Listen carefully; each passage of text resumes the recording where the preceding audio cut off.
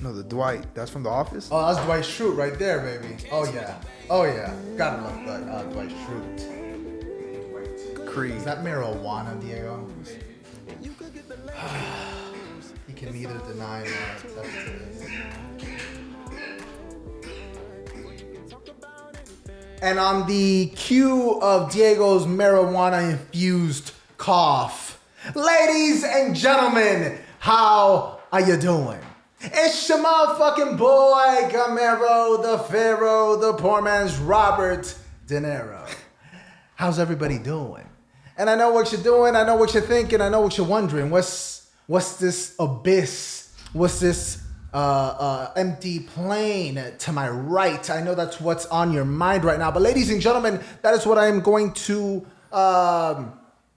discuss right now. Emmy, the man's missing.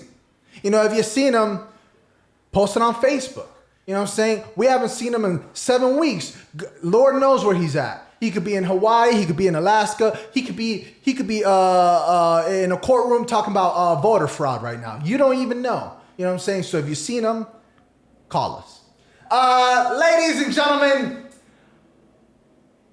to my left-hand side, I have a man, an MMA man, a professional MMA fighter. I am so ecstatic today to be able to have the honor to be able to discuss some things about the fighting community, about his career, and about just where the sport of mixed martial arts is heading in general. Ladies and gentlemen, obviously behind the cameras, we have the man, you know, the man with the hands, Diego Miami Barber. You know, anytime that you need a cut, that's the man that you need to hit up, because that's honestly artistry on your neck, on your beard, on your hair. You know what I'm saying? And if the price is right, this man, he'll groom your chest hair, you know, and that's beautiful. But that's enough about Diego. We can't give him too much of a spotlight because he'll turn off the light on us. You know what I'm saying? That's Diego for Diego.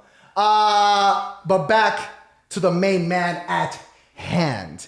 You see him repping the gym that, you know, so many fighters from this beautiful gym, MMA Masters. Big shout out, MMA Masters. We have had so many fighters come from that gym onto our show, and we're very ecstatic to have many more. But alas, ladies and gentlemen, to talk about his career, to talk about all things MMA, today joining us on set, we have mixed martial artist Keven Navas. What's going on? What's going on, brother? Everything good, man? Everything good. I can't complain. First of all, thank you so much for dropping on by, you know. Thank you for having me, Thank you, of course. Talk to us. Last night, I believe you had the privilege of seeing one of your, one of your fellow gym members, or the people whom you train with day in and day out fight. I believe a couple of them. Yeah. Why don't you tell me a little bit about last night? I believe it was PFL 27, correct? Yes. All right. And I believe Alex was fighting, last week's guest. Big shout out, Alex Martinez. You know what we're talking about. So what was your experience like last night? At first, I was watching the fights at work, Yeah. you know, through FaceTime. Everybody's FaceTiming me. I'm in the back watching them. And my heart's already pumping, you know. Oh, yeah. I get scared more when it's my teammates more than me. And you have no control, right? Yeah, it's crazy, man. You're just in there watching them, and your heart's just pumping way more than your fight. I get there, and all I hear is people screaming in the back. And I run up there, and then I see Alex right there already in the ring and stuff, so I got there just in time. Just in time. Oof. Yeah. I get there, I'm like, yo, Alex. Everybody saw me right on time, and I put in a lot of work with Alex. You know, he's like my big brother. He teaches me a lot and stuff, and I was just happy he got the win, man. It was a roller coaster, man. What was, okay, because I wasn't able to make it. And I saw, some of the stories, some of the things. I saw, like, towards the end when Alex was, you know, they were basically telling him, you know, that he won and he was celebrating or whatever the case, like, was the audience like screaming shit? Because I at one point I saw Alex, he had to like be like, hey, be quiet or something that. Like, what was going on? There was a little altercation between the crowds. I guess somebody fell and, you know, Alex had to calm him down and stuff. But I've seen crazier Crazy. Oh yeah. We saw last week's episode. We saw fucking chairs flying. You know what I'm saying? We were talking about pan con binga, a bunch of stuff. Yeah. But yeah. So I guess it was controlled this time. Yeah, well, way better than last time. Okay. Kevin, talk to us about your journey so far. What brought you to MMA Masters? How'd that come up to be? And where were you before MMA Masters? Talk to us a little bit about your journey. What brought you into the MMA game? You know, was it always something that, you know, from when you were little, you saw, I don't know, maybe boxing, you saw something on TV and you're like, okay, I want to do that? Or, you know, was it completely separate? Were you a big soccer fan and all of a sudden, you know, you like MMA? What legs you here? So growing up, my dad never let me see WWE. He said it was too violent. And one day we thought he wasn't home and we're watching WWE because everybody at school talks about it in elementary. Yeah. And he comes downstairs, he takes it off. But then he puts on UFC. He puts Chuck Liddell. And I'm watching this and I'm literally like surprised that people are able to do this. And I go to school the next day. I'm like, oh, at least the UFC is real. This and that. Dang, bro. For real, bro. Shutting down that conspiracy theories real quick. He's like, hey, fuck that shit. They stepping on the floor before they hit them. I seen that shit. Yeah, and you know, I'm the only kid in elementary school talking about UFC, and it was all thanks to my dad, man. I don't even know what made him think WWE was more violent. I guess the fake blood and stuff. Yeah, right. The barbed wire bats. Yeah, it's crazy. But then he changes it to Chuck Liddell, and then we're all just there watching it, and I'm like, damn, this is more violent, but this is cool. It's real. He just got 3 concussions in a row, but he doesn't even know. Yeah, he doesn't even know his name. And so I guess from that point where you saw, you know, Chuck Liddell on the screen, was it kind of like an instant thing that you're like, okay, I want to dive into it? How long before that moment that you actually went into a gym? Did you do any of the sort of like cliched, like, you know, karate when you were a little kid, or did you really just get into it later on? So growing up, my family never really had the money to put me into those gyms. So I was just watching highlights. It was weird. I'll come after school and I'll just watch these highlights of fighters, not knowing that one day I was ever going to do this. I was just intrigued by it. And I get into high school, I start doing football. So we're lifting weights every day. We're getting hit. My pain tolerance is going high. You know, I could take pain now. Were you ever afraid? Because I know one of the big things for fighters getting into it is being afraid of getting hit. Was that ever a thing for you, or? Being hit, I was never afraid. I know I can take a hit. It's more of like letting people down, letting the people around me down. That's what scares me the most. Like I can go in, I could fight twice a night, 3 times a night, and I won't be scared of getting hit. I get hit enough in the gym, and that doesn't really scare me at all. You know, the pain is part of the game. You know. Oh, yeah. And there's been times where, you know, I've had my air taken out in a fight, and you got to do split second decisions to, like, you know, take them down or you're going to get rocked right now. You can't breathe. So at this point, I realized that my pain tolerance, because of football as well, it's high. Like, I can take hits. I can just keep practicing. I can keep training. And in practice, bro, I'm not gonna lie, bro, I get hit a lot. But I've yet to been touched in the face. Like, I haven't gotten bloody face, none of that. But that's because that happens in the gym. You know, I was sparring with Danny once. I just busted my nose, man. Shout out Danny Chavez. Yeah, man. And I busted my nose, man, and that's never really happened. And at least no one makes me bleed my own blood. Yeah. And that was the first time, and, you know, watching him in the UFC, he's like, okay, yeah, this is why he busted my nose. He's lightning fast, man. Oh, my God. It's ridiculous. It's ridiculous. Going back to, I guess, a little bit of the football thing, at one point, or at what point did you know, was it a difficult decision for you to choose between football or MMA? No, because later on I got into wrestling. I was 16 when I got into wrestling. I guess, you know, I got into football trying to, you know, lead up to my brother's expectations. He was a football player and then he was a wrestler. So it got to a point where I was just going from football practice in the morning straight to wrestling practice in the afternoon. And I guess all that built me to be where I'm at right now. All those days waking up at 6 to lift weights and then go get hit and then go to wrestling practice, you know, it gave me that grit that a lot of fighters don't have. And I felt like it was like a 4-year boot camp getting ready for MMA. just lifting weights and wrestling. And then my junior year of high school, I was in a wrestling tournament and I blew out my LCL. Shit. Yeah, and How long were you out for? well, I couldn't do anything my senior year. I got depressed for a long time because I really wanted to go to college for wrestling, and nobody wants a kid with a broken LCL. Yeah. And after high school, I remember I graduated and I'm walking out the arena, and I don't even know I knew college wasn't an option, and I didn't know what I was gonna do. So I started looking into MMA gyms. I got into jiu-jitsu, but with gi only. So I did that for like 6 months, and I remember my first day of college. I was in the parking lot, and I'm going down the elevator to go down to my class. And I just told myself, bro, what am I doing here, dog? Like, I'm not supposed to be here. I got back in the elevator, got in my car, and went straight to the gym. And Damn. yeah, man. And that's being assertive right there. That's knowing. Yeah. That's a lot. A lot of people don't even have that, you know. So, you know, I commend you for that alone. Thank you. There. And the first couple years, it's just training for you to get ready for your first fight. It was kind of weird because I see all my friends posting in college, having fun, and I'm here stuck in the gym, 6 in the morning. I'm here lifting weights with nobody, just me. So at first, I was kind of hard on myself. I was so far from the goal. I didn't even know how to get a fight.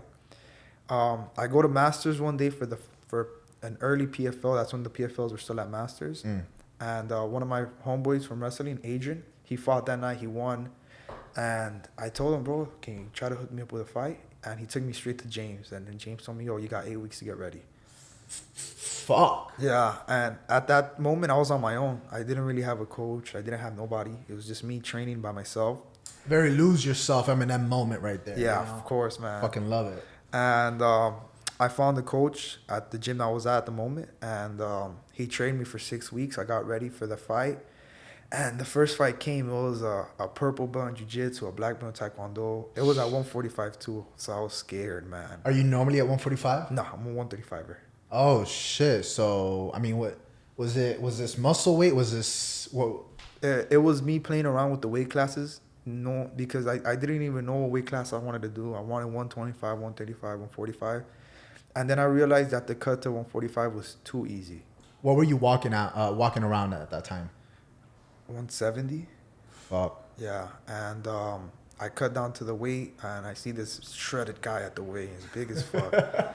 And I'm just there, bro, like little as I was, 20 years old, and we weigh in, and, Feel like Michael Cera up in there, bro. Yeah, man. And it looked like the odds were stacked against me. And I pulled it off. I won all 3 rounds. Hell yeah, bro. What? Yeah, and it was a crazy, like after I won, I'm like, yeah, this is what I'm doing, man. This is my only purpose right now. Was that a turning point because more than anything you kind of like proved it to yourself more than anything? My turning point was my second loss. That was the turning point where I realized that you're either all in or you're not in at all, because that was my second loss was against an amazing fighter named Justin.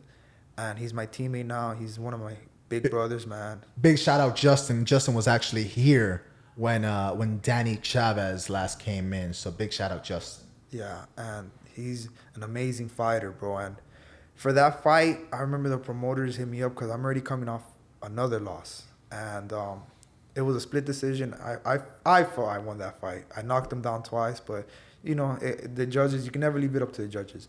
So the promoters hit me up asking me if I wanted to do like an easy fight so I can help my record out, and I'm like, no, man, what's the point of having an easy fight if I'm not gonna go home satisfied, So I stuck with Justin for that fight, and he got the best of me that night, and that was like the turning point because I was on a 2-fight losing streak, and I fought that fight with a broken thumb, so it was my first ever broken bone. And, from what I was going through at the moment, I didn't have shit, bro. I was, pretty much homeless at the time with a broken hand on a 2-fight losing streak. And one of my teammates, Gus, who fought yesterday, he talked to me. He's like, yo, you either get your shit straight or just stop doing this, man, because you're just going to keep humiliating yourself in there. And that was the turning point. I lined up an undefeated fighter right after. Wow. And I pulled it off, man. I don't even know how I pulled that. It's just when you go into a fight with nothing to lose, I lost everything before that fight. And if you go into a fight with nothing to lose, you just take these crazy risks that nobody else is willing to take. And during that fight, he caught me in an armbar, the first round. And now I knew why he was undefeated, because I already felt the snap in my bone. And I got out the armbar, but it snapped. Bam. Second round comes. I can't even feel this arm. So I'm already, like, the Kevin before that fight would have quit. And I know it. The Kevin that didn't go through that hell that I had to go through to get to that fight, he would have quit right there. And, I didn't have anywhere to go after that fight, bro. I was just by myself. So I knew that I had to give this shit all. I gave it everything I got. Second round came. I slammed him, and he caught me in a guillotine choke for 1:30.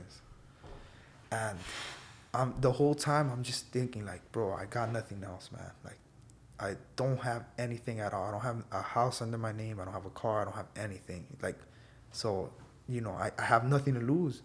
I stuck it out, and I broke his orbital bone. I broke his nose, and I pulled it off. If I look back, I'm like, bro, I don't even know how I did that shit, man. It was tough, man. And then after that, the coronavirus came. So all my gym shut down, and I was just on my own again. But I had a title fight coming up. So, but I remember that fight. I was on a 2-fight losing streak, so nobody wants to see a kid on a 2-fight losing streak. I look around the crowd, and nobody I know is there. Nobody came to support me. And bam, I win my first main event. I get off. I already have all these promoters DMing me for title fights after that. It was undefeated kid, so everybody was, now everybody wants to fuck with me. So it was like a different story after that.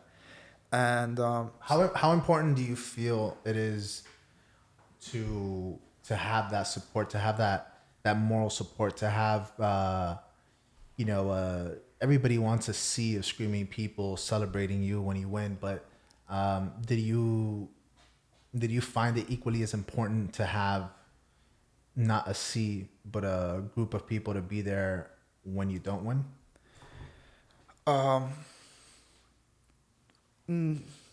Yes and no, because the last thing I need is anybody feeling sorry for me. I don't need none of that. The support has always been there from my close friends and stuff. My family wasn't really supportive on this because they see what this sport does. It'll turn a man into a coward. So, they don't like the fact that I do this, but the support from my friends have been amazing. Like the days back then when I couldn't get to the gym because of the rain, they'll get me an Uber. Or the days I couldn't get to my weight cuts, they'll pick me up, they'll help me cut weight, And they've been supportive with me since football, since wrestling. So my close group of friends, man, they've looked out for me for the longest. Those are the only people that I need, man. I don't really need a big crowd. I don't really need none of that.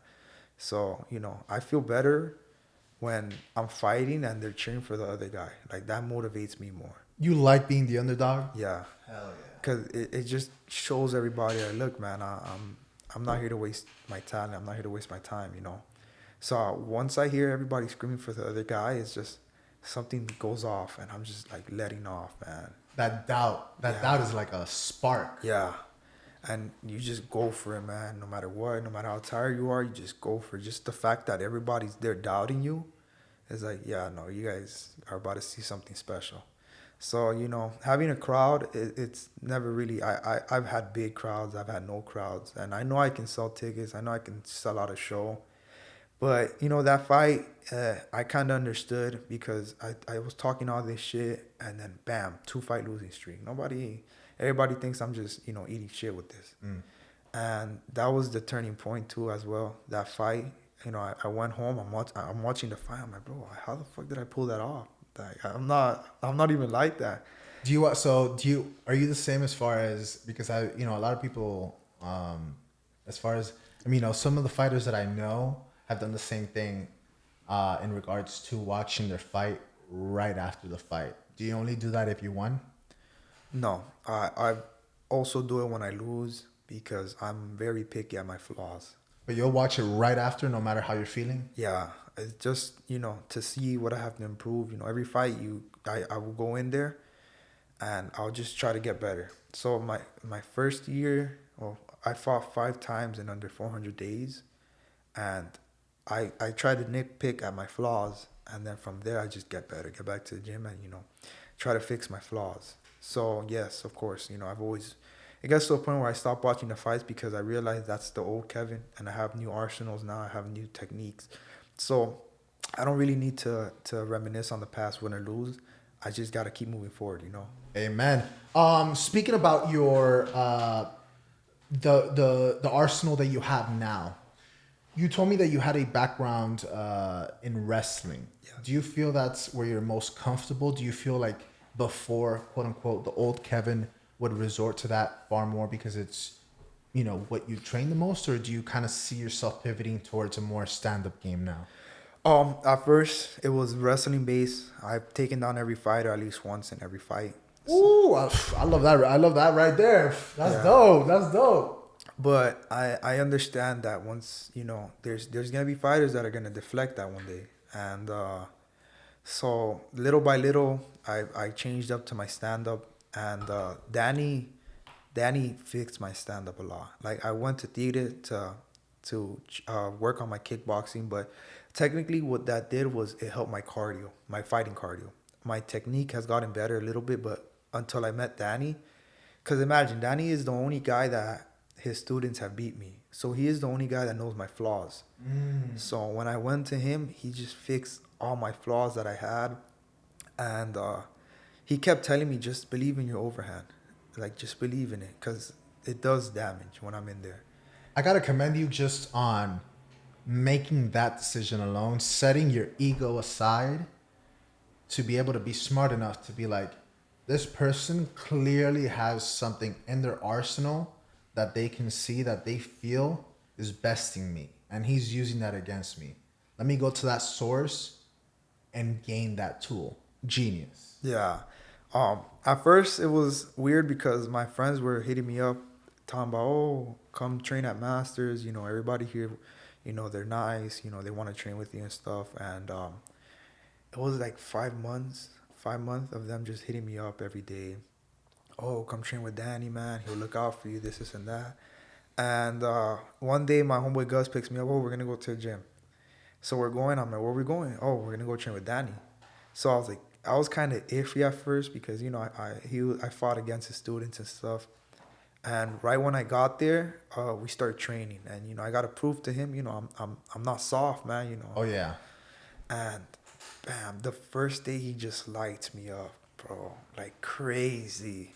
I've never seen that speed. Like a damn initiation out here, yeah. Bro. And, later on, he was just telling me, I had to make sure that you were really about it, I wasn't going to, go easy on you and then you quit, I would understand. So he just lit me up that first day, man, and 10 round Fridays, bro. Yeah, man.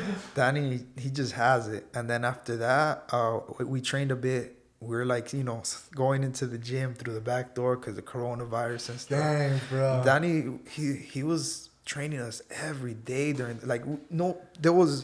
for us, there was no fights lined up. And Danny, had fights here and there, but they kept coming out. But we were training like we had fights coming up. It was crazy. That damn gym prohibition right there. Yeah, bro. Like we'll pull up and it'll be like 8 at night to Danny's crib and there'll be like 6 of us just training. Bro, we don't even know if we have a future in this sport anymore because of the virus. Hell yeah. We don't even know if the world is still going to be here next year. That's love. So, the world is ending and we're here training MMA. We're doing down triangles over here. Yeah, just in case the apocalypse comes, we're ready. And he pulled me to the side one day and he was like, yo, so, like, what's up, dog? Like, what you really want to do this? You got to come to Masters. Like, that's it. You can't keep jumping from gym to gym. Masters is where you have to go. And he hit up Master and Sensei and he told him, look, I have a fighter who has a fight coming up. Is it okay if you can come to the gym? So we were training at the gym while it was closed. We were putting in work. And that fight it didn't happen. Something happened with my knee, so we had to pull out that fight. But we were still getting ready, regardless. And at that point, at first it felt like I was playing for a community college.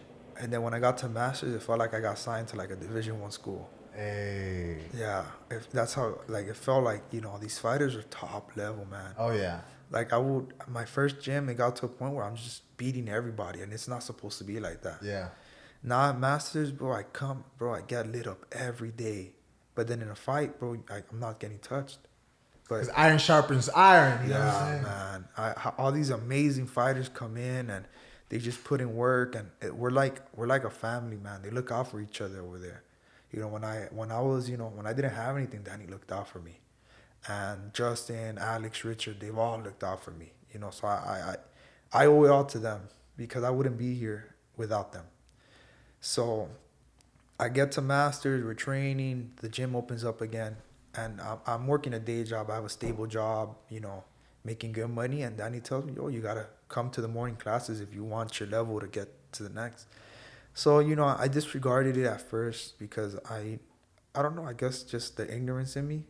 And one day I was in the back of my job and, you know, I have this fight coming up, but I'm here wasting my time. I checked my bank account and I had enough money to pay my rent for the next 2 months. So I literally went up to my manager. I'm like, look, bro, this is my future, and I'm here wasting my time. I'm just gonna get my stuff and I'm gonna go. I'm not gonna leave a 14-day notice. I have to go to the gym. I quit my job, and it was the scariest thing I've ever done. Diving into the unknown. Yeah, man. You know, I'm literally on my own. I don't have anything to provide for me. So I quit my job. I pay my 2 months in advance, and I'm literally broke, just training full time. And Danny was looking out for me. The days where I'll go train in the morning, we'll go back to Danny's house, then we're back in the afternoon. And it was like that for a long time. The fight came, and I won in 20 seconds. God damn! That is dope. Yeah, but it was because Danny kept telling me, just believe in your overhand, believe in your overhand. And I doubt myself a lot because my overhand doesn't really connect in practice because I don't throw it at the speed that I do in a real fight.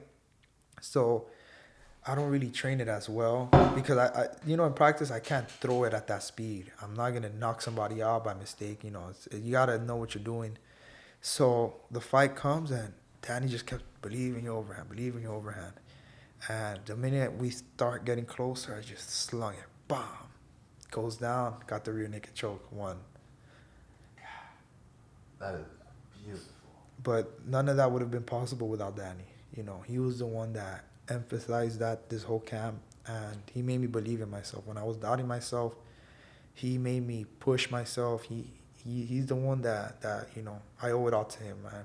You know, he's the blueprint to making it, dog. Oh yeah. That man never gave up. Yeah. That man never gave up. He, if there's one thing I admire, is his work ethic is out of this world. It's out of this world.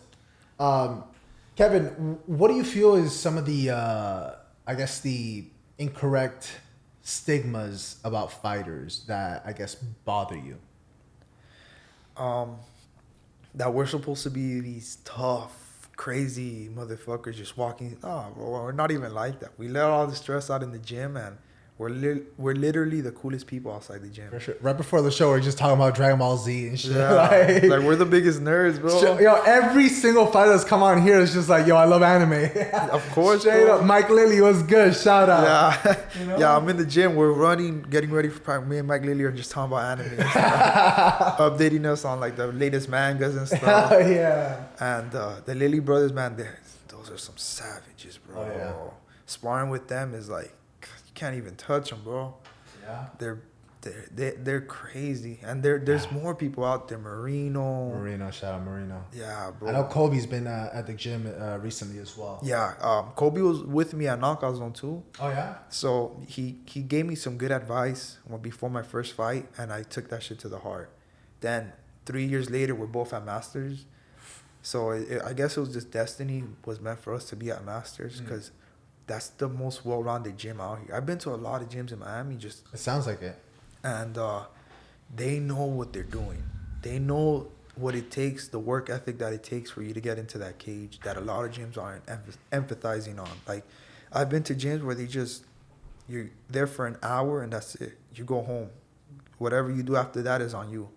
Here, man, you train your ass off. You have cardio. You have to get your cardio ready. You have to get your weightlifting ready. You have to get your technique ready. And they have different coaches for all those aspects, you know. So this was the first fight I went into there 100%. I've never gone into a fight 100% because it was just me. I'll go 1 hour practice, 2 hour practice, and then, you know, go run. That's not how it's supposed to be. You got some killers out there that are going to cut your head off if you don't train the way you train. So when I got to Masters, man, it was just, they push you to that red line where you're just about to give up, but that's when you push it. And they know how not to gas you out. They know how not, you know, if you feel bad, you know, come to the gym, but, you know, do certain things that aren't going to affect it and stuff. So that gym is just, that's the future, man. That's like the hub down here. Oh, yeah. Big shout out MMA Masters. You know what I'm saying? What was it like, you know, how you had mentioned earlier on, having to go and train with somebody that you fought? It was weird at first because I wasn't expecting him. Sorry. I wasn't expecting him to be as cool how he was with me. And was there like beef when you guys were like right before the fighting? Was there shit talking? What's your stance on that? You know, because you briefly mentioned about selling tickets or whatever. How vital do you think the whole drama of the beef is to selling tickets, and do you partake in that? So the fight before that with Andy, I kind of, you know, I got in his face during the weigh-ins, and just that little altercation, I sold like 30 tickets after that. Oh, shit. Yeah. Wow. But then after that, I didn't want to do it with Justin. So, you know, that fight, I sold tickets as well. And, you know, Justin was very humble. He was, as of right now, he was the first and only fighter to DM me after, you know. And, you know, he told me what's up. And, you know, nobody's ever done that. So with respect? Yeah. And, you know, after that, he'll DM me here and there, you know. So he was very cool with me after that. And when I got with Danny, it was during the virus, so he wasn't down here. He was in Naples. So I was training with Danny the whole quarantine. And then when he finally came down, I got to train with him a lot. And he's a good southpaw. He's an amazing southpaw.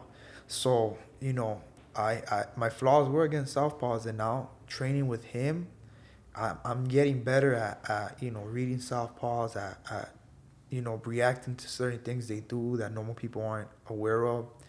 And yeah, man, he's pushed me a lot. He's Alex too. Alex and Richard, they're like, oh yeah, they're like the way I see it is Justin's like, you know, a machine gun. He just doesn't stop with the pressure. Alex is more of a sniper. Like, he just picks his shots and they land. And Richard's like a rocket launcher, those bombs that he throws. Oh yeah. So everybody has their own way of doing it, and they're the future, man. We're the future in this. And Richard can't go longer than 30 minutes without taking off his shirt, showing off them abs. I'll tell you that, bro. Bro, this man's auditioning for GQ every day, bro. Shout out, Rich. What would you say is the biggest difference from the first time that you went inside the, you know, the octagon or the cage to now?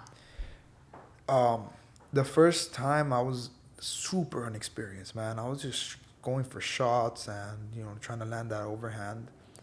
And now at this point, I guess I've matured as a man. I've matured as a fighter. So when I go in there, I know what not to do. I know not to let my hands down no matter how tired I am. I feel more comfortable now having all those minutes in, because at first the way I would see it was try to get as many minutes as you can in the cage. So when it comes for you to get in the UFC, you're already having enough experience. You know, so I will try to have cage time. I was racking up cage time just to get that experience. And, you know, once I already had all that cage time, you know, from there, it's just go off. So my last fight, what I normally do is I ground and pound like crazy.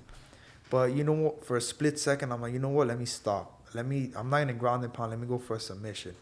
And I'm not a jiu-jitsu guy. I don't focus much. But now, you know, I have to change that. I just threw in the lock, and it just, I wasn't going to let go for nothing in the world, man. And it worked, bro. I pulled it off. And those were things that I wouldn't have done before. Before it would have been just ground and pound. He probably would have recovered. We probably would have gotten back up. But that maturity, it took some time. It took some losses. It took some wins for me to get there. So, now I'm at the point where I know what to do. I know not what to do. And if whatever Danny tells me, I'm doing it. Hell yeah. Which actually comes into my next question. Do you find it difficult to be able to hear Danny while you're fighting? To be able to, because there's one thing, what was it, was it Mike Tyson? Everybody has a plan until you get knocked out. When you're actually in there, the intensity, the adrenaline, the fact that there's a human-ass being trying to kill you in there, do you find it difficult to still be able to hey, I got to listen to my coach? Do you find it difficult to hear Danny amongst all the screams? No. My last fight was my first fight with Danny, so it happened so fast.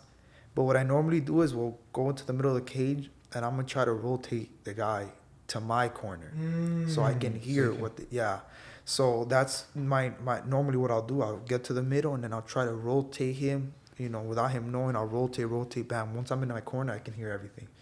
So whatever they tell me, I just go for it, man. Danny tells me go for broke, man. I'm fighting with my heart, bro. So if Danny tells me to do something that in my head doesn't make sense, but in his head makes sense, I'm going for it. I'm risking it. Because he can see things that you can't see right there. Yeah. Because at the moment, you're not thinking. You're just reacting to what you've done over and over in practice.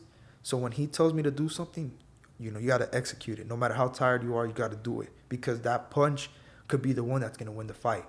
So, listening to my coaches has always been my biggest thing. My teammates, I got to have my teammates and my coaches in my corner, man. Those are the guys I'm with the most. They're the ones that understand me the most. And they're pretty much all I got right now. That's my family right there. Oh, yeah. So, I feel more comfortable with them being in my corner than anybody else. Because I've been in some fights where I've had random people in my corner. Yeah, and it's not a good feeling. No, man. And now I imagine, bro, not many people can say, oh, my coach is a UFC fighter. Oh, yeah. Let alone cornering me. That's amazing. Yeah. So, It's tremendo support system right there. Yeah. The nerves, the butterflies, the sweaty palms, has that progressed in any way since the first time you stepped into the cage, or is it still the same? It's still the same. Leading up to a fight, there's nights I can't sleep. Normal people wake up, they go to work, come back home. We got to wake up and we got to know somebody in like a month or two is about to cut your head off. And you have to do everything possible for him not to do that. So, there's times where I've had my anxiety attacks and, it gets bad. And that's why I live alone, man, because imagine I used to live with my family a long time ago, and I'll get these anxiety. I'll have anxiety in my head, and they'll tell me something, and I'll just snap. And then my weight cuts, bro. Like I turn into a different, person during my weight cuts. They say, bro, that's like trying to pet a dog when he's eating, bro. Yeah. Don't talk to someone when they're weight cutting, bro. Yeah. So I had to, get my own place, and after that, it just felt like I was more at peace. So, but the nerves, it gets crazy, man. Like my head, the thoughts that run through my head, it's like, this is my future. I can't let people down. I can't be that person that, what if you almost made it? No. So all that goes through my head. But the minute I step into that cage, it's different. Like your animal instinct is not going to let another man touch you. No matter how big, tall, no matter how strong he is, your instinct is to survive. At the end of the day, we're all animals. We all come from these primal instincts, and you're just let off, man. The closer you get to the cage, it's like, yeah, you're not touching me. I don't care what you've done to the people before me. I'm not them. So all that goes away there. But leading up to the fight, it gets bad, man. Talk to us a little bit about something that most people don't get to see. What's the scene like in the locker rooms, in the changing rooms, when fighters are leaving or coming back? Because and also kind of like a two-parter to that. Does the prior fight affect your mentality at all? Because I know that there's a blue corner, red corner. and, let's say, I don't know, you're in the blue corner, whatever. And then the prior fight, whoever came out of the blue corner lost. They come in, they're distraught. Does that affect at all? Does the ambiance of the locker room get affected, or is it respected that, like, hey, listen, I'm trying to get into my fucking headspace. Like, I'm sorry, that sucks for you, but I need to do my thing. What's it like? So my second fight, it was in downtown. So we had like, a little nice warm-up place. And I see all these crazy ass looking fighters. It was a guy who was 6 feet tall, shredded, big as fuck. And I see him getting pumped up for his fight. And he goes out there, comes back crying. And I'm here 20 years old, and I'm like, what the fuck did I just get myself into? Sometimes I feel like it's worse to see someone of that stature be emotionally broken like that than it is to, like, see them get knocked out. Because it's like, when you see someone, it's such on a, like, genuine level. You know? Those are things nobody sees. One kid after that, he came back vomiting. He shitted his pants. And all I hear is all these crazy noise coming from upstairs. And it feels like you're about to just walk to your death. Like the Roman Colosseum. Yeah. And I'm just there looking at these guys. I'm like, bro, what did you guys do up there that led you to this? But wait, was he concussed that he was puking and shitting? Probably the weight cut, the way he rehydrated had him shitting, and then probably concussed, or probably the weight cut had him vomiting and shitting. So I'm looking at this and I'm like, damn, bro, like that can't be me. And I go up there and I do my thing. I win, and I get back down there. I start watching the fights. Bam. Then first fight I see coming up, a kid gets slammed on his neck and just unconscious. And I'm like, damn, bro, I actually do this shit. Yo, for real. So, but none of that affects me at all. It just, there's thoughts that go through your head that like, damn, bro, what if? But he's not me and I'm not him. I'm not in his weight class and he's not in my weight class, and he doesn't think the way I think. He's not going to react to certain things when that pressure gets applied. Because when that pressure gets applied, man, I feel like that's when I'm at my best. So I feel like I can think more when there's pressure. When there's no pressure, it's more of like hesitating for you to do what to do next. But once that pressure is on, you're just like, fuck it, I'm letting off. Like, you just just throwing hands, kicks, everything, going for shots. But like Dustin Poirier, like, you turn into a diamond when that pressure comes. So that pressure is what makes the fight great. And kind of like chiming in on what you said about what if. I think the worst possible what if is to wonder, what if I had tried? So yeah, what if that happens to me? Sure, and it sucks. But the worst possible what if is to never try and then wonder, what if I had done it? Would I had gone pro? Would I had all this? And you have all this shit that could have been in your head, but you never did it. And that's the difference. You're actually doing it. So I commend you for that. You know what I'm talking about. Speaking about weight cuts and that sort of thing, not yet. Speaking about weight cuts and that sort of thing, have you ever had a weight cut that was so draining that you did feel like, hey, I'm gonna pass out, I'm gonna shit myself, I'm gonna puke or whatever? And also, what is, in your opinion, a safe way to go about the weight cut so you don't have that? Because I know some people, make the weight and then that night munch out, but then maybe something like this happens. What do you do? Now that I have Danny, he has this system that helps me out a lot. But you regardless, you're gonna get to that point where you just feel like crap. My last weight cut, man, I'm here telling Danny I can't keep going. I'm 1 pound away, and he's pushing. 1 pound away when the day of or the day before? The day of. We're like an hour away from the weigh-ins. Fuck. And I'm like 1 pound over, and I have nothing to sweat. But Danny just kept pushing me, man. And that's what I need, man. I don't need somebody to, I feel bad for you. Let's just go make weight. No, I need somebody to be like, yo, this is real. You're about to fight, man. You got to this is part of the fight. This is the first fight.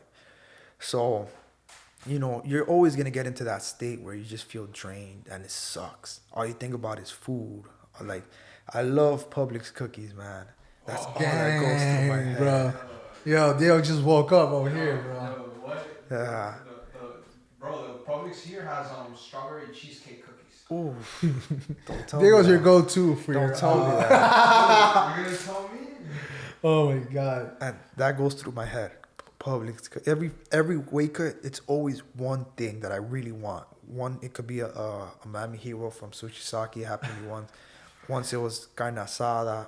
My last fight was Publix cookies. Yeah, that's so random. So I'm cutting weight, and I text Danny. Well, a picture of Publix cookie. Yeah. I'm cutting weight the night before with Richard. So Alex and Danny go to Publix, and I'm like, yo, get me Publix cookies, man. Once I make weight and once we fight, I want Publix cookies. And then they sent me a picture. These are these. And then they That's so dope. Yeah, man. So they end up bringing the cookies, and that was the best feeling ever after the fight, man. Oh my God, that's fucking real, man. Is that so? What is the I guess ambiance like after a win? Have you ever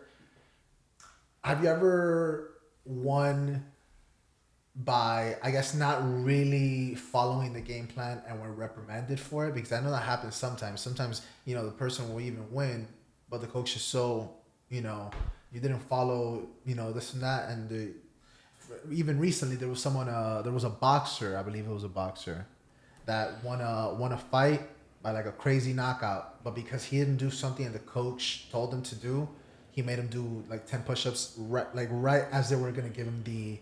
so it's like, do you find it difficult to always follow the game plan down to a T? Do you find yourself improvising aside? Most of the time, the game plan should be able to stick, but of course there's gonna be those one times where you get hit and like, fuck the game plan. You gotta go for broke, dog. So hell yeah. But after win or loss, especially after a win, I can probably, get excited for a day or two, but then it's back to the anxiety of the next fight. I'm not in the UFC yet. I'm not where I'm far from that. So I'm not satisfied yet, So, I'm always hard on myself. I'm ahead of a lot of people, but I'm far from where everybody else is at, or everybody else that I'm looking forward to fight in the future. So after I try not to celebrate too much, because these goals, these small goals, one day in the future they're going to be part of the past for you to get to the UFC. I can't be stuck on one goal or one accomplishment for too long, because I've seen what that does to me. I get comfortable. You can get complacent. Yeah. And that just can't happen with a fighter. I've seen fighters that go 3-0, then they find the woman of their dreams, and then they go on a 5-fight losing streak. That can't be me, man.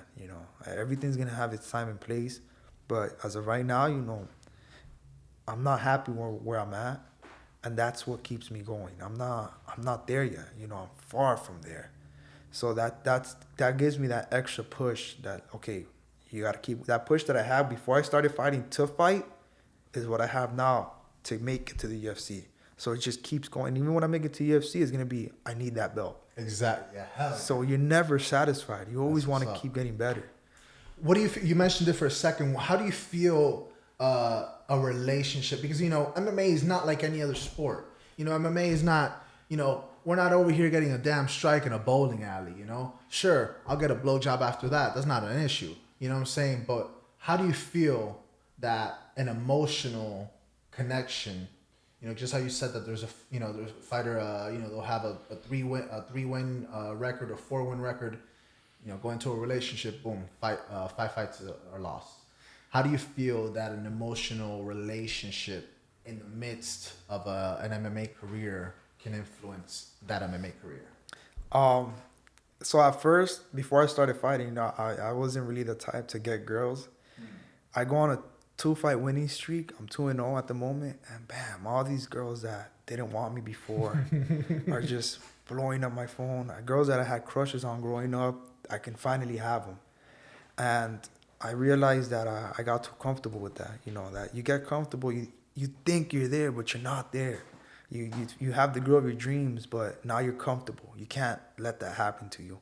So I always know when it's like getting closer to the fight, that Mamba mentality kicks in, and all the bullshit has to get cut. Whether I like it or not, whether it's gonna be hard or sad at the end, I have to cut all that off for me to get to my goal. Cause that was the original plan, getting to the goal. The women, the attention. I go to parties now. Oh, Keven Navas, yo, what's up? And people could get I've seen what happens, man. There's fighters out there that have amazing talent, but they just get comfortable, man. I've seen fighters a million times better than me. They find the girl of their dreams, and you never hear from them again. So I know all that's gonna come when the time and place is all gonna come. But for now, I just gotta keep getting out of my comfort zone. I could probably get comfortable for a bit if there's no fight. But once that fight starts getting closer, all that has to get up to the side. That Mamba mentality kicks in, and it's just hyper focus on the fight. Speaking of being hyper focused on the fight, every week, we have 2 beautiful segments in our beautiful show, and one of those, you're doing the wrong one, is the movie review of the week. You know what I'm talking about? There you go, Diego. Thank you for that cue after I already cued it myself. What is, speaking of Mamba mentality, what is something that, or some films, shows, anime, whatever the case, that helps you get in that space, that helps you block out everything else and kind of be like, all right, I got it, I got my fight in a week, don't care about my girl, don't care about the bullshit, just gotta watch this damn show so I can just focus on this and focus on the fight. What's something that helps you put the blinders on? So growing up, I've watched Naruto a lot, and Shout out. he was a kid that just, bro, everybody in his village hated him, and he'll go home to an empty crib because he didn't have parents, and every night he'll just eat cup noodles, and every night he'll tell him, I'm gonna be Hokage one day, I'm gonna be Hokage one day. So growing up, seeing that, I'm at the point where it's like, it sounds stupid, but if he was able to do it, well, I'm gonna be able to do it too. There's nights where I go home, I'm by myself, and damn, all I have is a cup of noodle. Oh yeah. And I just, I compare myself to him in a lot of ways because he made it happen, and that's motivating because not a lot of people can stick to their words. I know it's just an anime and stuff, but it really motivates me a lot. The way that he was able to accomplish so many things fighting, and for him to reach to the pinnacle of where he's at, it wakes me up every day. It's like, yeah, man, I grew up watching this, so of course I'm gonna be great. I have no other choice but to be great.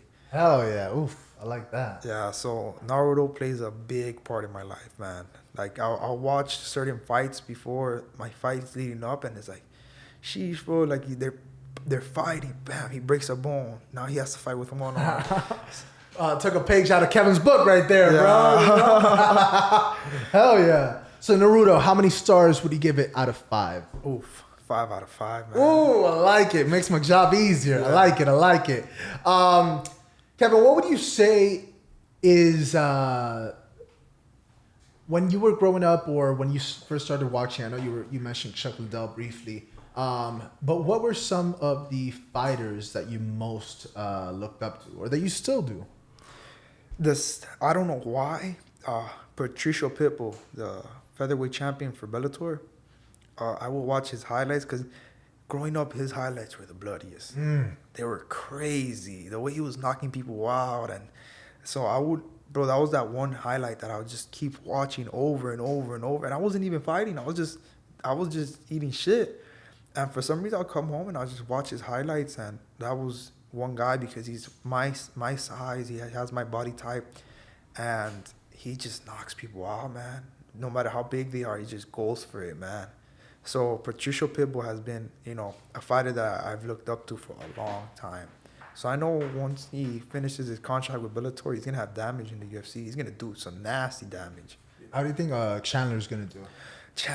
I heard Tony wants him next, man. I know. I heard that too. What do you think? Bro, Tony's a dangerous fighter. Imagine, they throw you into deep waters off rip. Bro, but it's hella disrespectful how you lose one fight. Everybody's acting like Tony's a damn scrub over here. Yeah, man. I saw a picture of, it was like a little painting of Khabib. Like, he was like going to the light. And they were holding him back. Yeah. Bro, I'm like, damn. bro, this whole thing is like one big movie that just keeps going and going and going. I heard there's a lot of rumors talking about the Khabib won't actually retire. That he'll actually go for 30. Was it 30th? Or 30? Oh yeah, 30th. Yeah, eventually, Mayweather did the same thing. It's just you gotta wait. You gotta let the rankings play out for a bit and then come back with a worthy fighter. If Tony goes on a 10-fight winning streak, of course he's gonna fight Tony after that. But I'm pretty sure Khabib's gonna come back. He has to finish that 30-0 for his dad, man. Would you prefer Khabib GSP or Khabib Tony for 30th? Khabib and Tony, man. Yeah? Yeah. Imagine that fight got called off 5 times it was. Yeah. That's a cursed fight that needs to happen. It is a cursed fight. Yeah, so, that fight is what I feel like a quick Darce choker, something from the ground, Tony could pull it off, man. So I believe in Tony. I understand Khabib's 29-0, but Tony's mentally crazy, man. What do you make of McGregor retiring like 37 times? Oh, I feel like, he's at the point where you have already millions of dollars in the bank. Why are you putting yourself at risk? One shot and bam, you can't see from an eye, or one shot and you're already half your brain dead. So also his stock could go down, Yeah. You take enough losses. I mean, I don't know. Yeah, no, I feel like he should just, that's it, man. He did what he had to do. The sport isn't forever. Who you got? Dustin or Conor? Oh, that's going to be tough because Dustin has grown a lot. Mm-hmm. And Dustin has been active. So he's been in the game more than Conor has at this point. Oh, yeah. So I feel Conor would be smart enough not to take the fight. Dustin almost had Khabib with that choke. Oh, yeah. Almost had Yeah. it. Almost. Imagine if Dustin would. Oh, my God. It was a guillotine, right? Yeah, I think so. Oh, my God. I saw somebody tweet to him, oh, what did you do? What's like the most risk you'll take? Or what do you do in a fight that's risky? He goes, bro, I'm always going to jump for the guillotine. I don't care. And I'm like, damn, that's some real shit, dog. That is some real shit, So yo. everything could be going against it. He's going to jump for that guillotine. Yeah, that's fucking insane. Damn. Do you believe that Conor's run is over? Do you think he has anything else left to do? Because they're even talking about, he goes, if Dustin goes well or whatever, that he might take on Dos Anjos. Nah, I feel like that's it, man. He should just throw in the towel, man. Same thing with Spider, Anderson Silva.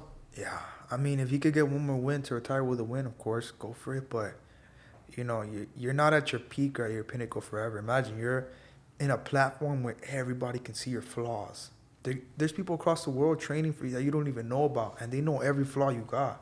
So the sport is, man, you hit your peak, and then your downfall. There's your downfall, and I feel like fighters should just hit their peak, and that's it, man. Don't go for that downfall, because you don't want to be remembered as a fighter that took so many losses after having a great career. So do you think GSP retired at the perfect time? Yeah, man. Imagine he can't see from one eye. He can't. He lost an eye. GSP? Oh no, GSP. Oh, I thought you meant Bisping. man, You were talking about Bisping. yeah. Bisping. I was like, oh shit, this is news to me. No, the GSP. Yeah, I feel like he retired at the right time. I feel he's smart about it, man. Because I understand the money's tempting, but that legacy is forever. That money's gonna come and go, but that legacy stays with you. So I feel like GSP was smart about it. He did what he had to do. He fought adversity. He lost a couple fights, won a couple fights, and that's it. He retired at the top, and that's how it's supposed to be. If they were paying MMA fighters like boxers, everybody would just retire at the top. But sadly, they're not. You still got bills coming in, so you got to keep fighting whether you're losing or not. So hopefully that'll change in the future. But I feel like he did what he had to do. His time is up, man. Nothing's forever, bro. So I feel like if he does come back, it'll be for Khabib. But to go out with a loss after having such a great legacy, Right. nah, you can't do that, man. Can't.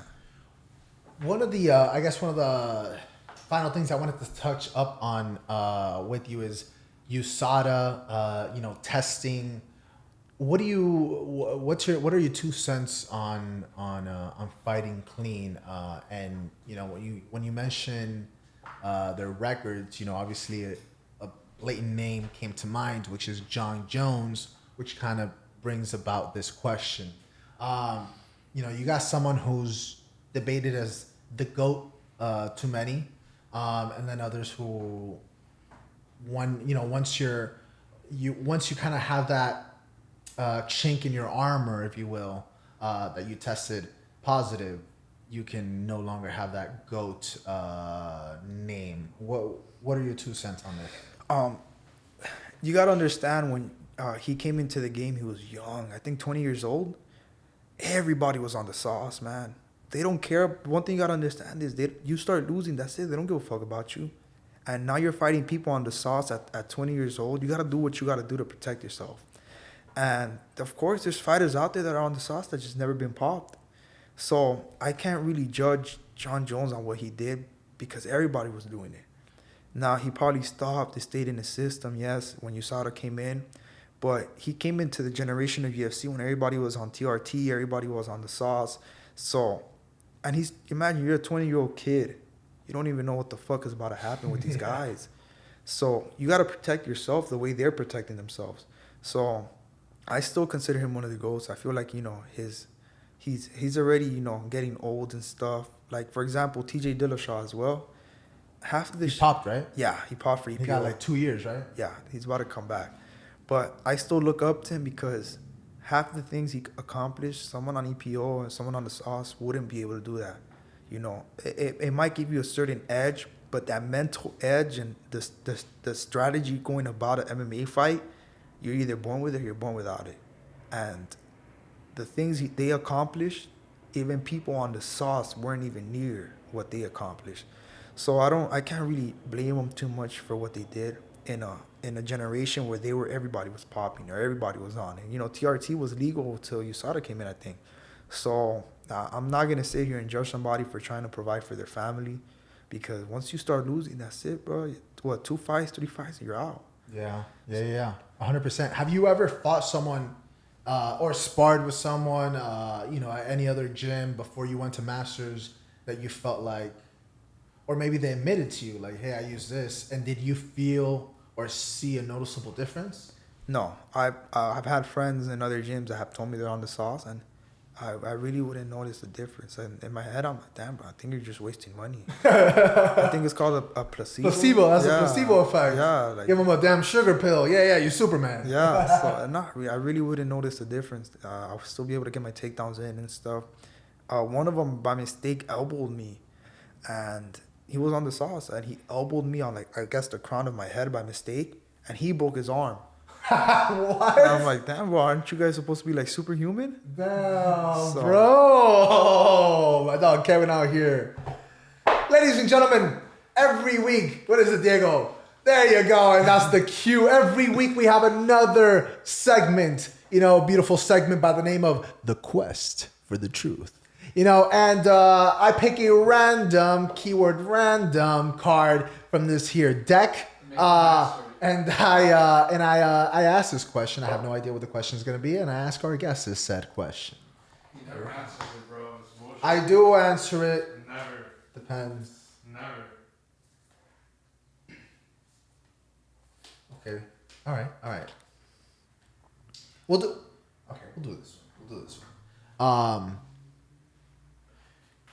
Kevin, what's the best advice you've ever received? It was from Kobe before I started fighting. From Kobe? Bryant? Kobe Covington. Oh, I was like, what?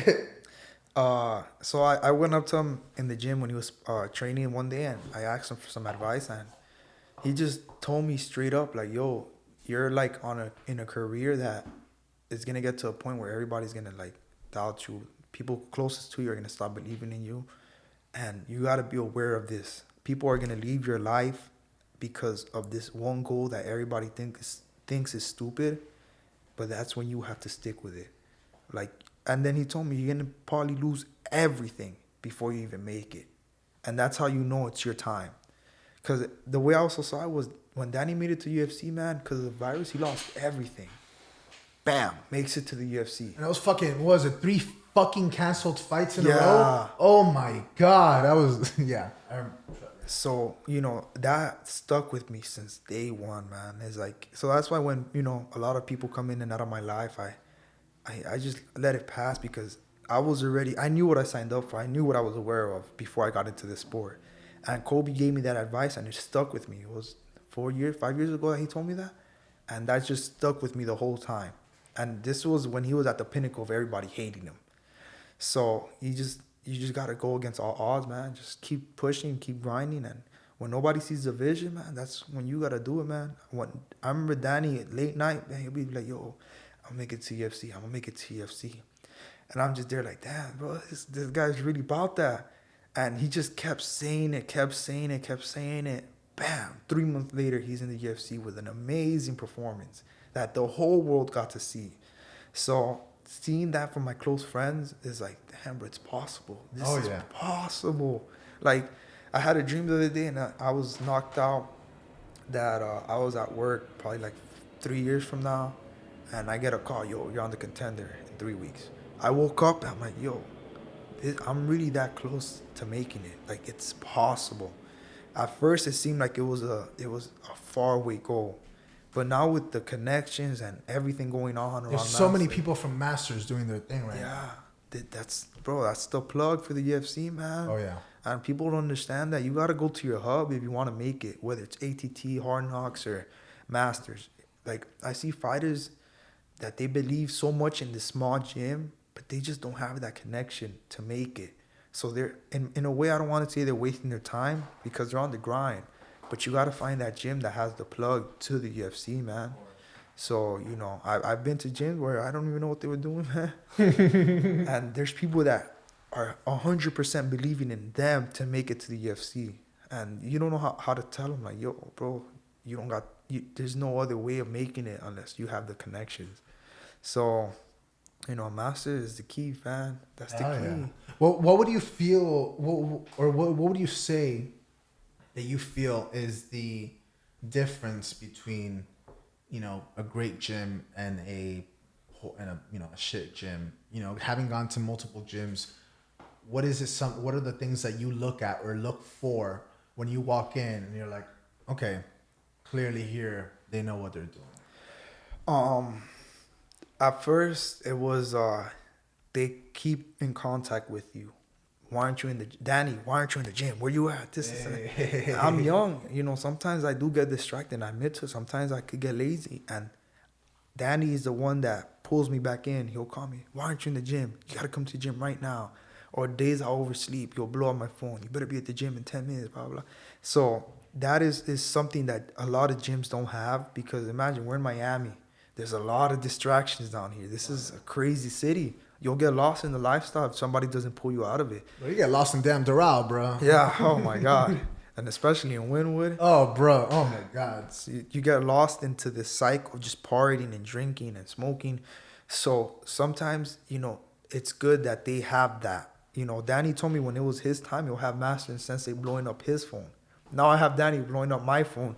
So that is what gyms need. They need that connection. You need that extra push. If not, bro, it's days where you're just going to get lost in the city.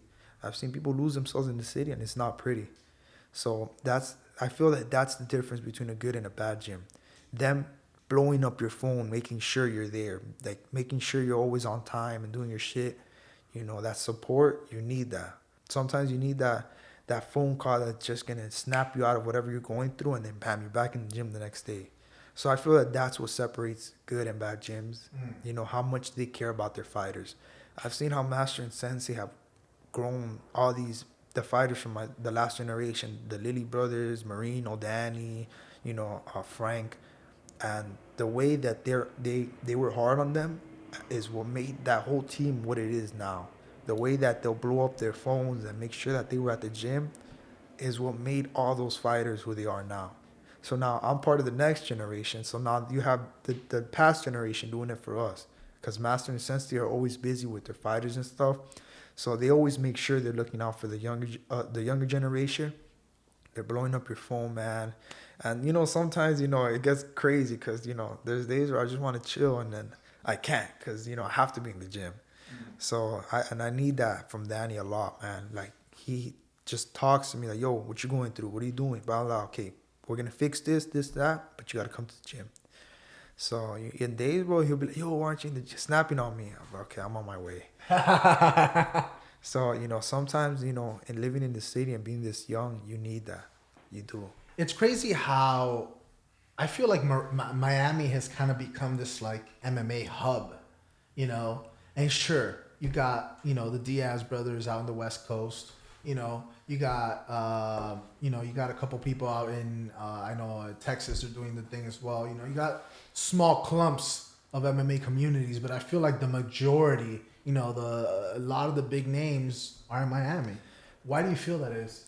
What I've heard, a lot of people come down from other countries to Miami because we're at like the pinnacle of the world, where art and craft and there's cameras. It's a melting pot of cultures. Yeah, and before I was gonna leave to AKA, before I met Danny in California, but then I met Danny and I realized that Masters is way better than any other gym out there. So with the money I was gonna move to California, I just got my apartment, got my car, and I was set down here. But down here is just, you have eyes on you 24/7. If you want to promote something, you can just go to Wynwood, bam, tell people to follow you. Already have like 1,000 followers in less than an hour. Go pass out flyers in Wynwood or go to Midtown, and you have all these eyes on you, all these cameras everywhere. So I feel like this is just one big melting pot of talent. And the whole world has their eyes on Miami. And it's been like that forever, since He's been winning. Big shout out Heat. Yeah, Tyler Hero doing his thing. What? Tyler Hero out here, dropping buckets. Yeah, so I feel like this city, the way I see it, is there's just one big camera on top of Miami, and then there's everywhere else. But there's one big camera just looking at everybody in Miami, and that's what exposes you to the world.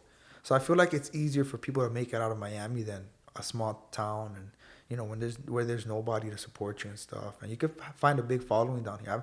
I grew a big following, and it's been amazing, man. I love everybody that supports me and stuff on this, and they all get motivated by what I do. Hell yeah. So Kevin, what is next for Mr. Navas? I know there was a fight that was supposed to happen soon. Talk to us a little bit about that. What happened? What transpired with that? So this fight was like the finals for the tournament, so it was for the belt. And I practiced, I was training and I got slammed. And then being ignorant, I kept training. So I go to therapy, they told me that I slipped a disc on my neck. So yeah, it's tough, but it's not something that I'm new to. I'm already aware of what it is. And so that fight had to be pulled off, because, there's a lot of things going into play before a fight. You can't go in there unready or with an injury. How do you, for that, what is that? Like massage it? What do you have to do for that? Oh, no stretching and just relax. You cannot stretch. Once it happens, I can't turn my neck, and then there's like a shock going down my arm. Okay. So you can't even, the minute you go like this, you're already back to square one. So it's just time that can fix it? Yeah. Okay. Time, therapy, I've had people do surgeries, but why am I going to go through surgery now and waste 6 months of my life? No, I'll just let it heal, get better. And last night, my best friend fought, and, sadly, he lost. There's just something about my pride wasn't going to let that slide. That this kid is undefeated for a reason, and I know what it is to take out undefeated fighters. So I went straight to the promoter after, and I gotta get my lick back for my dog, man. Like Apollo and Creed, man, the way Rocky and Creed, the way he just pulled it off for his brother, I feel like I have to do the same now. Yeah. It's just something about my pride that's not, like, you're not gonna do that to me. Like, those are my brothers, and this kid already beat two of my brothers, and I know I have what it takes to take away his undefeated record. I know I have what it takes, and the fight was probably till next year, but I already have my eyes set on this kid because of what I know I can do to him. I know I'm a different fighter, and I know he's not going to be able to withstand my pressure.